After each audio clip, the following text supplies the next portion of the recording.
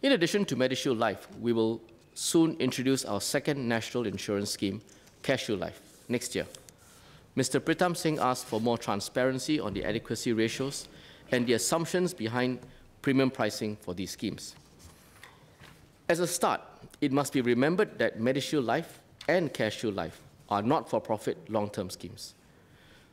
The collected premiums and the investment returns are used solely for the administration of the scheme and for the benefit of policyholders. There is no other use of these funds. Premiums are priced by external professional actuaries based on established actuarial principles, taking into account scheme benefits, claims experience, and future changes in demographics, utilization rates, and of course, the cost of medical treatment, amongst other factors.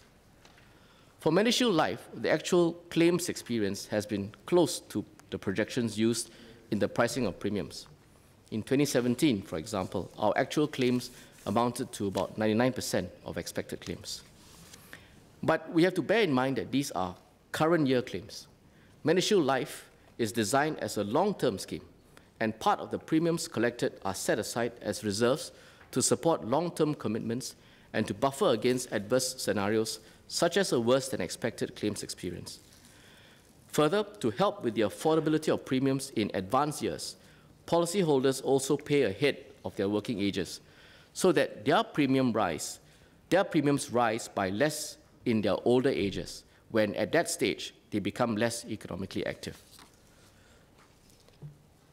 Quite apart from that, we also regularly monitor the capital adequacy ratio and the incurred loss ratio of the fund to ensure that the fund remains healthy.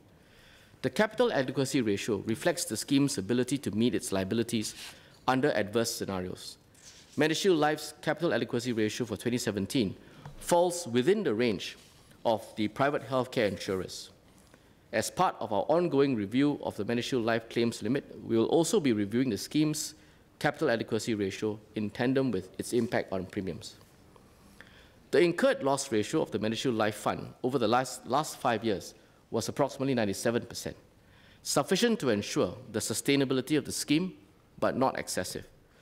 This ratio compares the total premiums collected to the total monies required to ensure that the fund is able to meet both current year claims and also its liabilities in the future. Total monies required for the fund includes immediate claims paid out each year and the change in required reserve needed for future payouts. A less appropriate approach, sometimes cited to assess the adequacy of the fund's premium collection, is to compare total premiums collected to total claims paid in the same year. This approach, however, is not a holistic representation, as it omits a large part of what MediShield Life premiums are meant to support, namely future long-term claims and premium affordability in advanced ages. For MediShield Life, the benefits are outlined in the information booklet issued to all members. Further information about the fund size, the reserves, and the incurred loss ratio is published on the MOH website.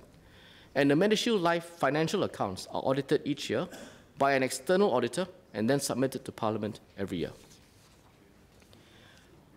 In addition, the Independent MediShield Life Council also reviews premium collection and claims experience, amongst others, and thereafter provides recommendations to the government to ensure that MediShield Life provides effective protection in an affordable and sustainable manner. The CareShield Life scheme design was also discussed in this House in 2018. CareShield Life supports the long-term care needs of Singaporeans in old age. Premiums are paid during the working ages for lifetime coverage should the policyholder become disabled. Similar to MediShield Life, an independent CareShield Life Council will be set up to advise the government on the sustainability of CareShield Life scheme.